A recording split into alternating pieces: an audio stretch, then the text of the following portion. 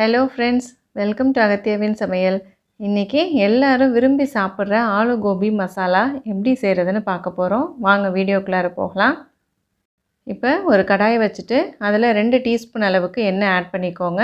அடுத்து ஒரு medium size பெரிய வெங்காயம் ரஃப்பாக நறுக்கி சேர்த்துக்கலாங்க. இது நல்லா இப்போ வதக்கி விடணும். இதோட கலர் நல்லா ப்ரௌன் ஆகிற அளவுக்கு வதக்கணுங்க. அப்போ தான் இந்த கிரேவிக்கு நல்ல டேஸ்ட்டும் நல்ல கலரும் கிடைக்குங்க. பாருங்கள், இந்த அளவுக்கு நல்லா ப்ரௌன் ஆகிற அளவுக்கு வதக்கிட்டு இப்போ இதை ஒரு பிளேட்டுக்கு மாற்றி எடுத்து வச்சுக்கோங்க. அரை டீஸ்பூன் எண்ணெய் ஆட் பண்ணிவிட்டு 3 பட்டை, கிராம்பு, ஏலக்காய், ஒரு அன்னாசிப்பூ, 1/4 டீஸ்பூன் அளவுக்கு மிளகு சேர்த்துக்கோங்க. இதை நல்லா வாசனை வர அளவுக்கு வறுத்து எடுத்துக்கணும். மிளகு அதிகமாக சேர்க்காதீங்க, அதோட காரம் இந்த டேஸ்ட்டையே மாற்றிடும். இந்த மாதிரி கொஞ்சமாக சேர்க்கும் போது அதோட ஃப்ளேவர் நல்லாயிருக்கும் உங்களுக்கு. இப்போ இதை ஒரு பிளேட்டுக்கு மாற்றிக்கோங்க. 1/4 கப் அளவுக்கு திருவுன தேங்காய் ஆட் பண்ணிவிட்டு இதையும் நல்லா வறுத்து எடுத்துக்கணுங்க. நம்ம எப்படி வெங்காயத்தை நல்லா ப்ரௌனாக வறுத்தோமோ அதே மாதிரி இந்த தேங்காயும் நல்லா டார்க் ப்ரௌனாக ஆகிற அளவுக்கு வறுத்து எடுத்துக்கணும். பாருங்கள், இந்த மாதிரி வறுத்ததும் இதையும் ஒரு பிளேட்டுக்கு மாற்றிக்கோங்க. ஆலு கோபிக்கு தேவையான மசாலா எல்லாத்தையும் நம்ம வறுத்தாச்சு. இப்போ இது எல்லாத்தையும் தண்ணி ஊற்றி நல்லா நைஸாக அரைச்சி எடுத்துக்கோங்க.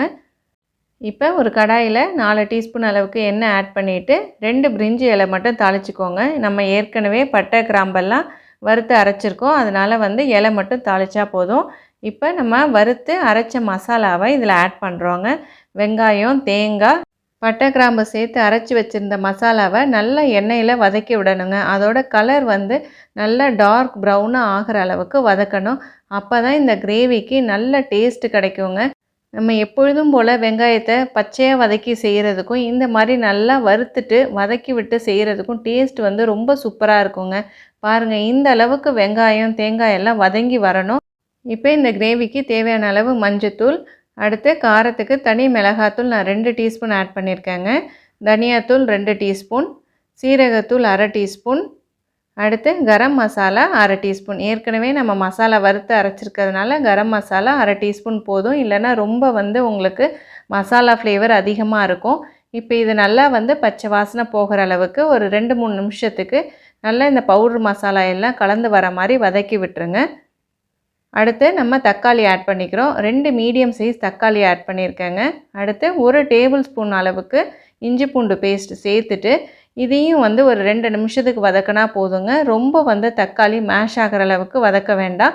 லைட்டாக இந்த மசாலாவோட கலந்தால் போதும். நம்ம திருப்பி வேக வைக்கும் போது எல்லாமே நல்லா மேஷ் ஆகிடுங்க.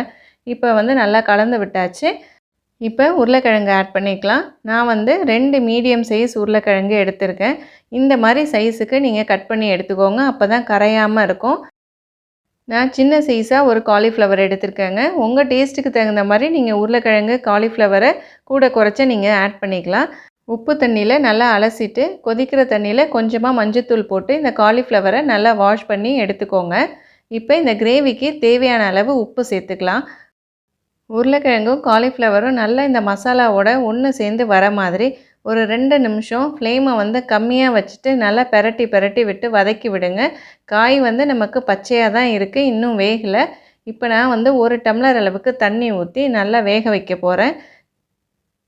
இப்போ இதை நல்லா கலந்து விட்டாச்சு. நம்ம இதை மூடி போட்டு வேக வைக்க வேண்டியதாங்க. இப்போ நீங்கள் உப்பு செக் பண்ணிக்கலாம். உப்பு பத்தலைன்னா இந்த ஸ்டேஜில் நீங்கள் உப்பு ஆட் பண்ணிவிட்டு மூடி போட்டு ஒரு 8லேருந்து 10 நிமிஷத்துக்கு நீங்கள் வேக விடுங்க. மீடியம் ஃப்ளேம்லேயே வச்சு நல்லா வேக விட்டு எடுத்தாச்சு. பாருங்கள், நல்லா எண்ணெய் பிரிஞ்சு அந்த கலரே எவ்வளோ சூப்பராக இருக்குது பாருங்கள். நம்ம அந்த அளவுக்கு வதக்கியிருக்கிறதுனால தாங்க கலர் நல்லா அழகாக வந்திருக்கு.